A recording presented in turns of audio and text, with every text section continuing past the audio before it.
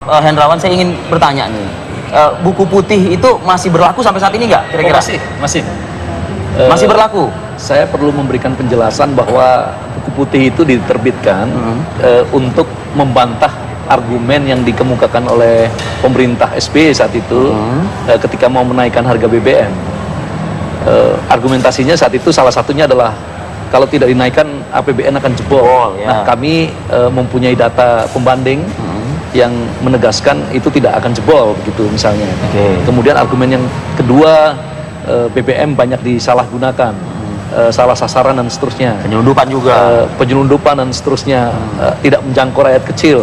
Dalam buku itu kami melakukan survei dan ternyata kurang lebih 60% rakyat kecil masih secara langsung menikmati atau mendapatkan manfaat ya dari subsidi tersebut. Nah, sekarang persoalannya kalau pemerintah saat ini akan menaikkan, ada sejumlah prakondisi yang harus dipenuhi ya. Tidak bisa asal-asal membuat keputusan menaikkan ya. Karena kalau seperti itu kita tidak perlu memilih presiden dan wakil presiden yang proses pemilihannya menegangkan dan membutuhkan waktu panjang ini. Nah, prasyarat itu apa? Yang pertama, efisiensi produksi dan tata niaga bahan bakar minyak. Ya, kita hapus dari kartel-kartel dan pemburu rente. Terus yang kedua, program konversi dan diversifikasi sumber energi dilakukan. Karena kita sudah memberikan anggaran untuk itu. Kemudian yang ketiga, program perlindungan daya beli masyarakat harus dipersiapkan secara matang. Ya, karena yang terpukul kalau BBM dinaikkan adalah mereka yang miskin dan near poor, yang rentan. Artinya kalau 3 poin ini belum dipenuhi maka jangan dulu naik begitu menurut PDIP, Oh iya, Pak Hendrawan? pasti teman-teman di fraksi akan ngotot ya. Itu sebabnya kami minta klarifikasi yang jelas ya, data yang akurat ya. Walaupun yang Karena menaikkan, Pak Hendrawan, mohon maaf, walaupun yang menaikkan adalah pemerintahan yang didukung penuh oleh kami di DPR PDIP. kan harus tetap kritis ya. Bagaimana bisa kita menaikkan kalau misalnya biaya produksi tidak ketahuan ya? Apakah sudah efisien atau belum? Karena oktan 89 misalnya kalau dibandingkan dengan oktan 92 di Amerika Serikat berapa misalnya ya. Terus tata niaganya ini dari hulu ke hilir yang selalu dikatakan penuh dengan siluman ya. Penuh dengan markup dan seterusnya. Ini harus dikemukakan. Masyarakat sekarang Jelaskan membutuhkan dulu dong ke publik. Masyarakat membutuhkan transparansi ya. Nggak bisa pokok-pokoknya ya. Nah, nanti kalau sudah tahu biaya produksi dan seterusnya ini kita tahu asas kepatutan. Ya. Asas kepatutan apakah misalnya kan selalu pembandingannya harga 1 liter aqua sekian, harga 1 liter bensin sekian. Nah, nanti kita berbicara soal asas kepatutan dan persoalan pengalian subsidi ini. Prof. Hendrawan, tapi lagi-lagi komunikasi partai pendukung dengan eksekutif tentu lancar ya? Harus lancar, kalau tidak terus artinya bagaimana? BBM mungkin kemungkinan besar kalau dari pernyataan Prof ini kayaknya disuspend nih kayaknya. Prakondisinya dipenuhi dong. Begitu? Iya dong. Sudah dituntut belum eksekutifnya? Ini kan DPR masih belum maksimal. Loh, tapi Indonesia Sehat Indonesia Pintar udah keluar, Prof. Itu perintah konstitusi. Siapapun yang jadi presiden, kalau memang dia membaca konstitusi dan menghayati, jangan dibeda-bedakan, Prof. Gitu, jangan dibeda-bedakan. Kalau itu kan memang program-program yang kehadiran negara ya. Konstitusi menegaskan itu. Jadi itu siapapun harus melakukan. Apakah itu Presiden Jokowi atau presiden yang lain-lain, itu perintah konstitusi. Ada pasal-pasalnya di Undang-Undang Dasar. Walaupun anggaran Republik DPR Indonesia. merasa belum pernah diajak bicara juga soal ini, Pak. Ya, DPR-nya Pak Michael kan rapatnya aja kemarin paripurna berbeda dengan saya. Saya di KK2, Pak Michael nyanyi sama-sama nyanyi lagu Indonesia Raya.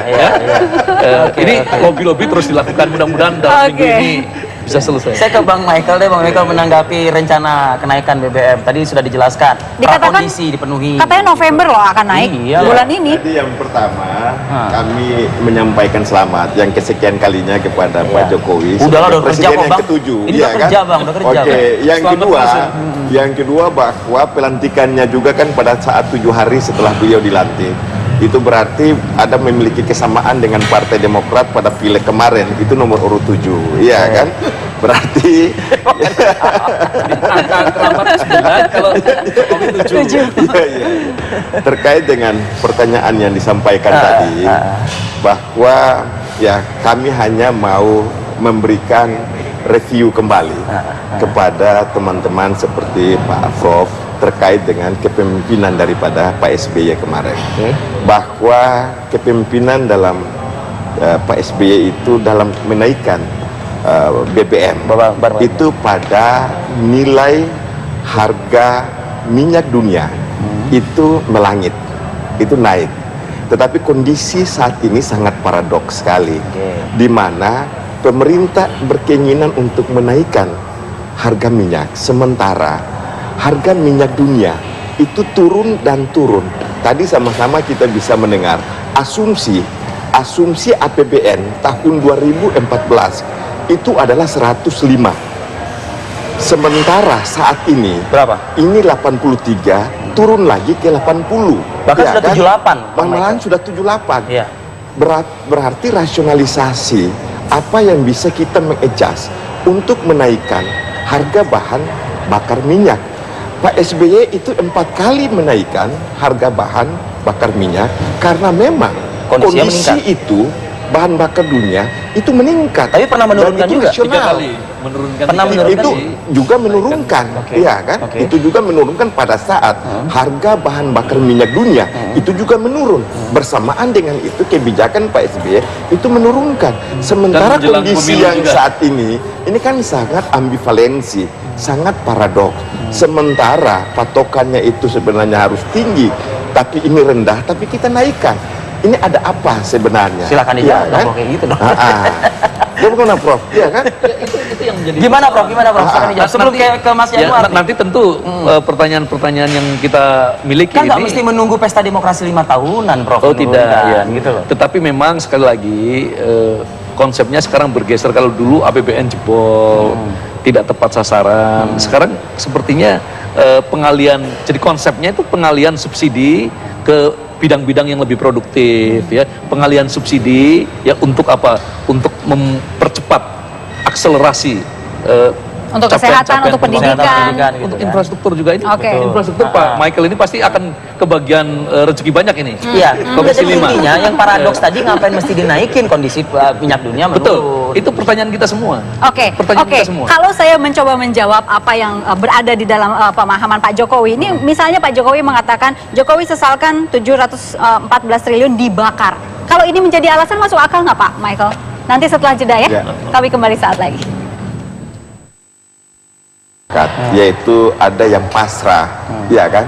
Ya, apa yang menjadi keinginan pemerintah silakan kita tinggal ikut, tetapi hati kecil itu sebenarnya menangis, ya kan?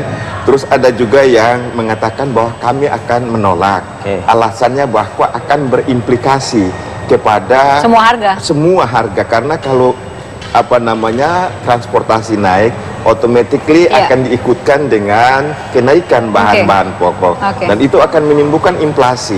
Pikir aja kalau misalnya kenaikan Rp1.000 itu dampak terhadap inflasi itu berapa persen. Dan itu akan berimpact juga kepada pengangguran yang akan kita hadapi. Itu adalah realitas. Implikasinya banyak. Ya, Analisa. ya pertama gini ya, kita ke asumsi dulu. Asumsi APBN itu kan harga dikali volume kan. Harga kan ada 3 variabel nih, harga minyak dunia, lifting produksi. Kalau lifting produksi kurang kita impor, maka kurs nilai tukar jadi berpengaruh.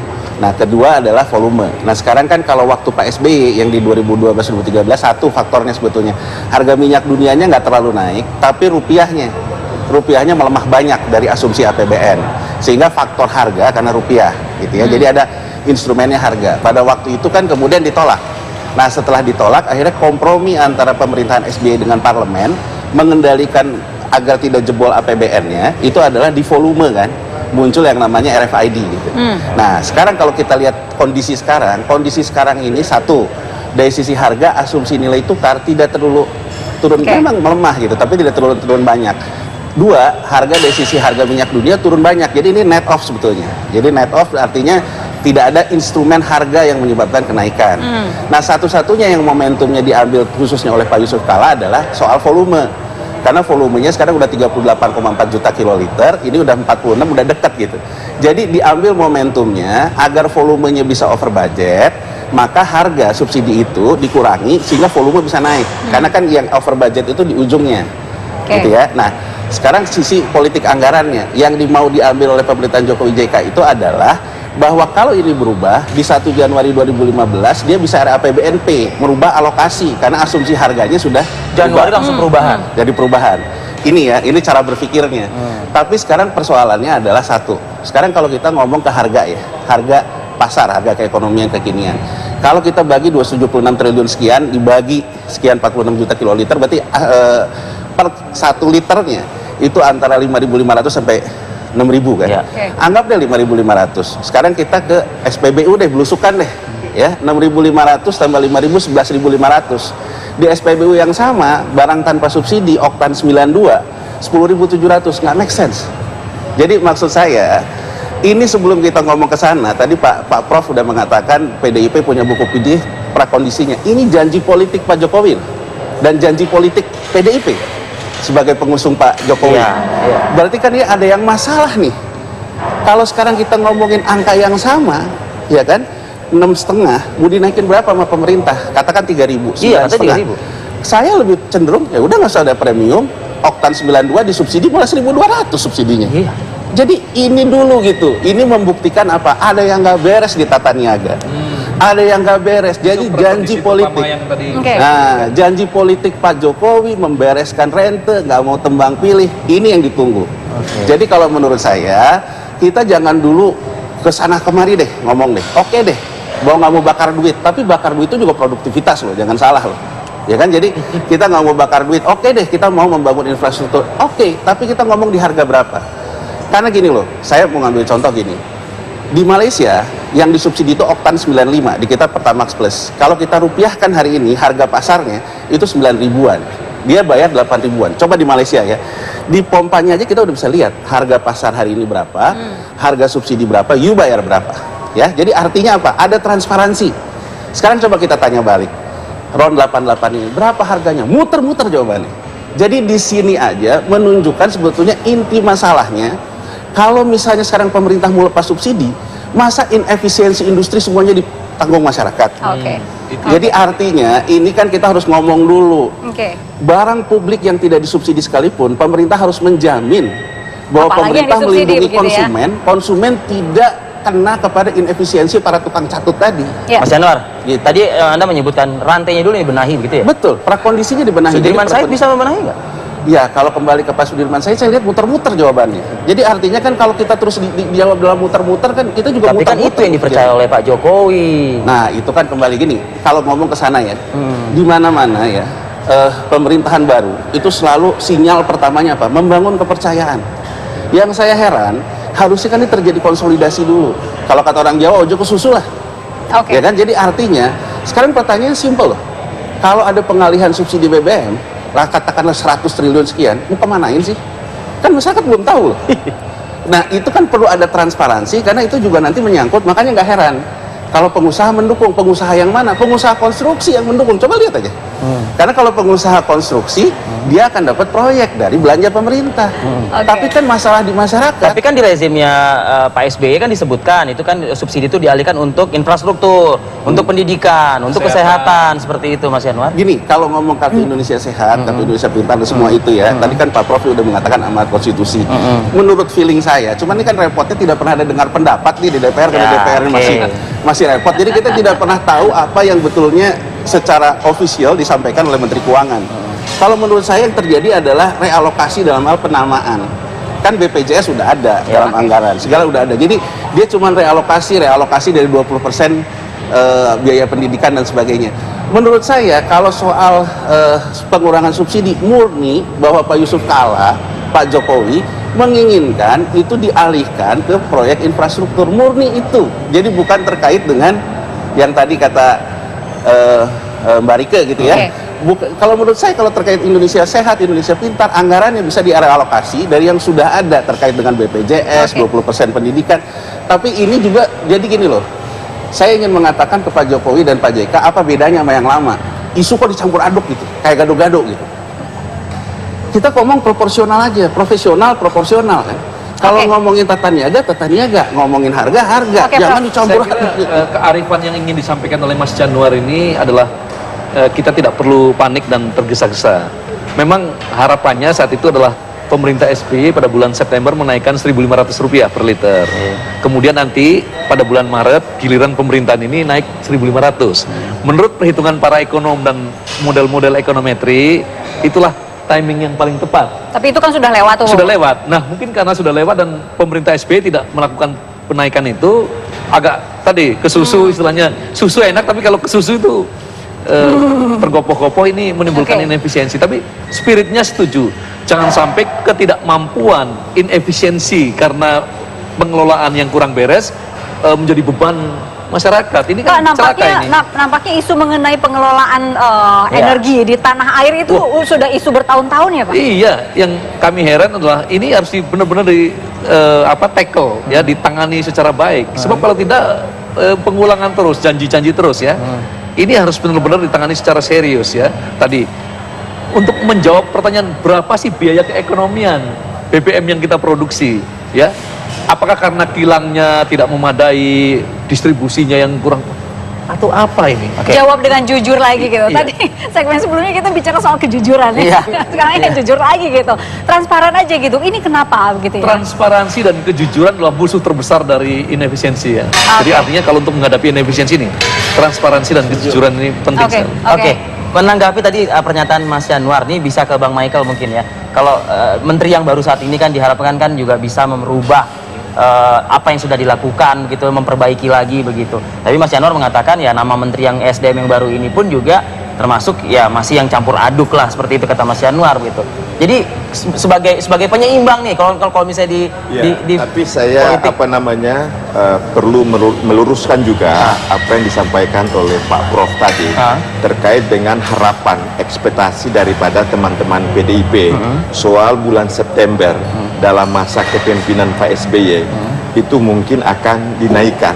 Tetapi Pak SBY kan sudah memiliki beberapa rekam jejak terkait dengan bagaimana cara yang terbaik untuk menaikkan harga BBM, karena tidak ujuk-ujuk itu menaikkan begitu saja, tetapi harus juga mempertimbangkan keresahan, kegelisahan daripada masyarakat, karena masyarakat itu adalah segala-galanya.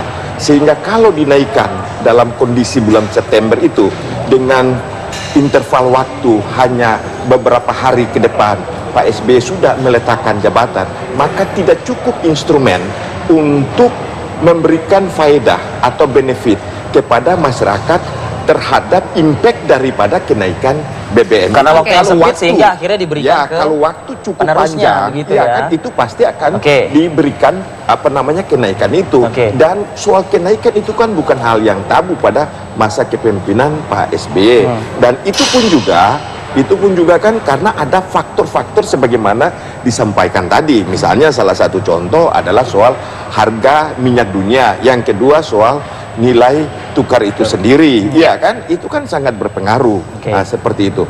Dalam kaitan dengan pertanyaan tadi, ya kan disampaikan Pak Arief tadi, dalam kaitan dengan Pak Sudirman Said. Artinya saya mau seperti yang tadi disampaikan oleh Pak Prof maupun juga diperjuangkan itu rantai-rantai itu dalam kaitan dengan prakondisi dulu, ya kan, atau dibicarakan dulu, ya kan, konsolidasi dulu, ya kan, duduk bersama dulu, ya kan, itu kan, ini kan yang disampaikan oleh Prof sendiri. Prof kan mengharapkan, ya kan Prof kan, kalau bisa ada prakondisi dulu, konsisten kami, ya konsolidasi dulu, ya kan, apa-apa, jangan tiba-tiba langsung ini loh hanya untuk merealisasikan janji-janji daripada kampanye kemarin. Itu waktu kan masih panjang. Jangan inefisiensi itu menjadi beban daripada masyarakat. Prof, sayang dong masyarakat. Prof, ini harus ditunda apa enggak? Begini, memang saya mengerti ya. Saya berusaha menempatkan diri kalau saya di pemerintahan, di eksekutif ya. Ini memang dilematis ya. Karena kalau nanti ditunda, Desember ini adalah dilematis itu kan ada berat, ada ringannya. Tingkat inflasi di Desember karena akan ada hari raya Natal dan itu jadi takut dampak inflatornya dan akan tinggi. Terus Januari Februari biasanya musim banjir. Sehingga jadi garis besarnya tunda atau enggak? Enggak. I have a sense ya. Saya memiliki perasaan pemerintah tetap akan jalan, ya. Oke. Heeh. Tapi menurut saya common sense-nya Prof lebih baik jangan dulu gitu. saya ingin waktu yang ada ini digunakan sebaik-baiknya untuk Oke. melakukan klarifikasi, Oke. ya, membuka pintu transparansi, kemudian sosialisasi secara Oke. baik, ya. Tapi DPR-nya beresin dulu ya. DPR biar Ya, silakan diberesin lah. Saya ke Mas Yanuar. Saya dengan Oke, Pak Michael. Mas Yanuar terakhir, Mas Yanuar. makan bareng dengan Pak Michael. Tadi ya liputan TV One kan Ya. tentang harga sayur dan sebagainya. Kalau kita lihat nih, dulu Pak Jokowi kan terkenal lagi debat TPID ya. Ya kan itu tentang inflasi daerah. Oke. TPID itu salah satu instrumennya info pangan. Oke. Jadi kalau kita lihat di website info pangan di setiap pemerintah daerah, harga pangan itu sebetulnya cenderung naik dan dia linear dampaknya terhadap nilai tukar. Nah, kalau secara sederhananya apa? Itu karena kita net importir hortikultura. Jadi yang ingin saya katakan, sebetulnya yang terjadi kenaikan sekarang bukan dampak ekspektasi berlebihan terhadap ketidakpastian kenaikan BBM. Dia sudah naik karena memang nilai tukar kita melemah. Pesan yang ingin saya sampaikan ke Pak Jokowi, hati-hati loh. Kita masyarakat nanti akan menghadapi dua impact sekaligus. Impact nilai tukar yang terus melemah. Kenapa sekarang harga minyak turun? Karena sedang terjadi penguatan US dollar. Jadi artinya kalau US dollar begini terus, minyak begini terus. Tapi US dollar naik itu akan berdampak kepada hortikultura. Dampak yang bersamaan masyarakat BBM-nya juga dinaik. Jadi ada dua hentakan eksternalitas nilai tukar, hentakan BBM. Saya sih hanya mengatakan mau didaikin monggo, tapi Anda harus tahu bahwa Anda konsekuensinya bukan persoalan populer tidak populer, tapi persoalan konsekuensinya Anda akan memberikan juga hentakan domestik dalam hal BBM. Jadi dua hal itu pasti akan terjadi. Jadi kalau kata saya, mendingan Pak Jokowi dalam kan kerja ya, sebulan ini bantai aja itu rentenya. Kita ngomong harga normal, kalau kita ngomong harga normal maka mungkin subsidi juga akan berkurang. Oke. Bantai rente ya. Pemburu rente. Oke.